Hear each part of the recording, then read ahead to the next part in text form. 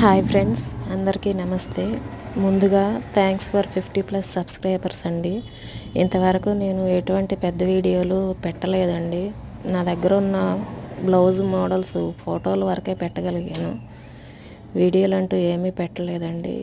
ఇక నుంచి వీడియోస్ ఏమైనా పెట్టడానికి ట్రై చేస్తాను.